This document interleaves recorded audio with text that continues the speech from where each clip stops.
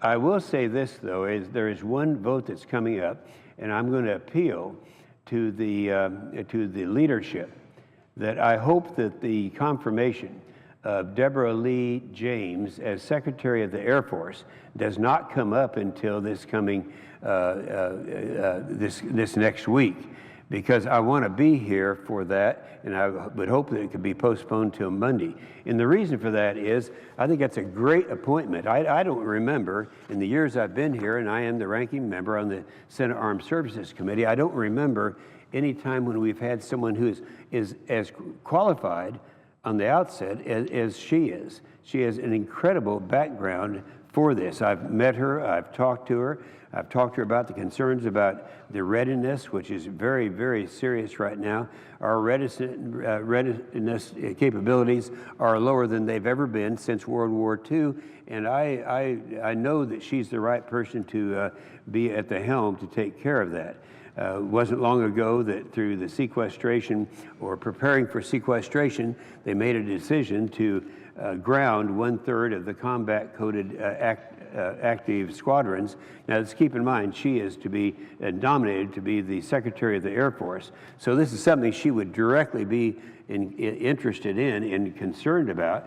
What they did was in order to, I suppose, at that time, the motivation was to try to save money, they grounded 1/3 of the combat-coded active squadrons. Now, that was in April of this year. And it wasn't until 3 months later they decided that this is not good, because you have the idle airplanes, the idle pilots. Pilots were resigning. They were upset because they weren't being used.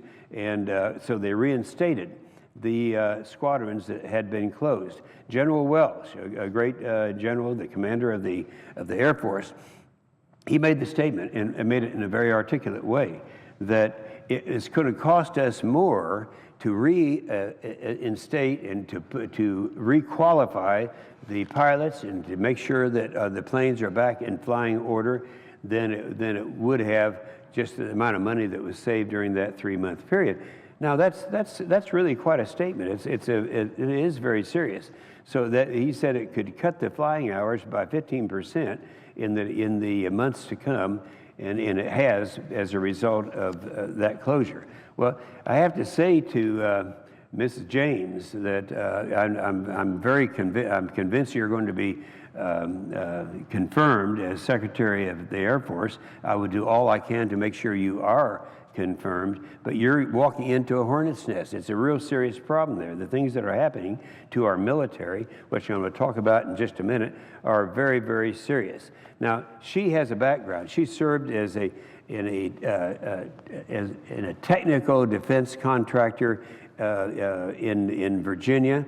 It was the state technical and engineering sector. She was the executive vice president for the communications and government affairs and the senior vice president for the Homeland Security. Prior to that, she served as vice president for international ops marketing and operations marketing at United Technologies. That was all the way from 1998 to 2000. She served as Assistant Secretary of Defense for Reserve Affairs from 1993 to 1998, overseeing all the matters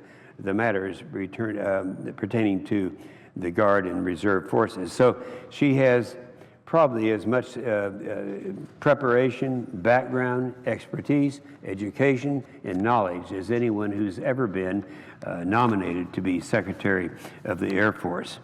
I would hope that we'll be able to have that vote maybe on Monday, as opposed to sometime in the next few hours, since I want to be here and I want to be one of the first to congratulate her.